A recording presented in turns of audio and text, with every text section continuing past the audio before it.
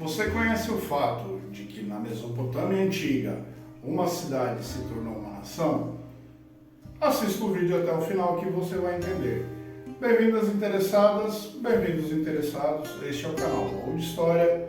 Eu sou Rogério de Paula. Fala aí, boss, qual que é o desafio de hoje? As origens e a importância da cidade da Babilônia. É possível que povos semitas já tivessem estabelecido assentamentos nas regiões próximas ao rio Eufrates desde o período neolítico. E em uma planície fértil foi um desses assentamentos que possivelmente remonta ao século 26 a.C., que se tornou um centro econômico, possivelmente devido à sua posição geográfica.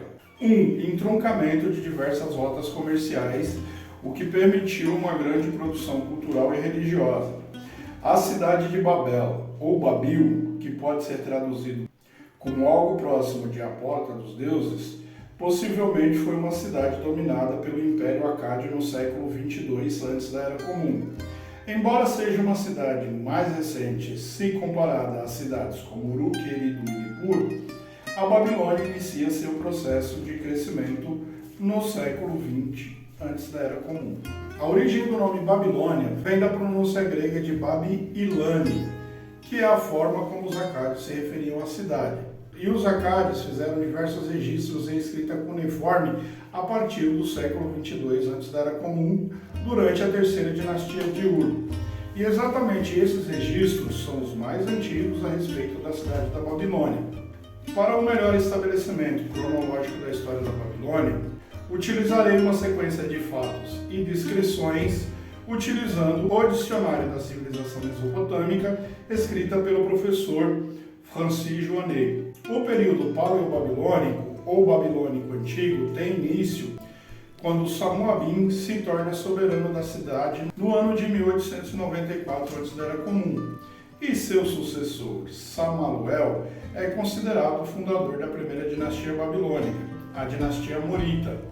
Durante o reinado de Sun-Muballit, entre os anos de 1812 a 1793 antes da Era Comum, a Babilônia já era uma potência regional capaz de rivalizar com Larsa e Uruk.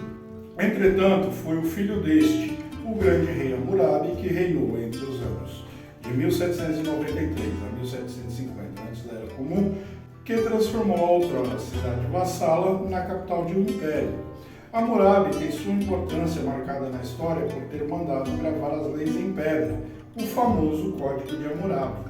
Todavia, foi ele quem conquistou os reinos de Larsa, Esmuna e Mari, estendendo seus domínios por uma vasta extensão de terras. Promoveu uma grande efervescência cultural e, valendo-se de sua inteligência, estabeleceu um papel diplomático muito importante nas relações com os reinos vizinhos. O último governante deste período foi Sansi-Ditana, que governou entre os anos de 1625 a 1595 antes da Era Comum, ano em que a cidade foi atacada e saqueada pelo rei hitita Mursilis I. Aproximadamente 100 anos depois do ataque hitita, no início do século XV antes da Era Comum, tem início o período da dinastia Cassita, que se inicia com a ascensão ao poder por Nabulias I, e neste período há poucas informações sobre os líderes, sendo muito difícil estabelecer uma sequência de regentes. Embora a cidade ainda tivesse grande importância cultural e econômica, a corte foi movida para Dur-Kurigalzu no início do século XIV antes da Era Comum. E o fato relevante que acontece a seguir é que, no ano de 1235 antes da Era Comum, a cidade foi atacada pelos assírios liderados por Tukulti-Ninurta I. A partir deste momento, a Síria e a Babilônia tornaram-se grandes rivais e disputaram nos séculos seguintes a hegemonia do poder na região da Mesopotâmia. Aquele que é considerado um dos maiores reis da Babilônia, Nabucodonosor I, ascende ao trono no ano de 1126 antes da Era Comum e governou em um período que varia entre 21 a 23 anos, dependendo da fonte. Como sua origem está ligada a outra cidade mesopotâmica, a cidade de Izim, Nabucodonosor é considerado membro da dinastia de Izim, tendo entre seus feitos expulsado os elamitas e restabelecer o culto de Marduk na cidade da Babilônia. estendendo mais uma vez o domínio sobre vastas extensões de terra. Não podemos confundir Nabucodonosor I com Nabucodonosor II. Não eram membros da mesma dinastia e 5 séculos separam seus reinados.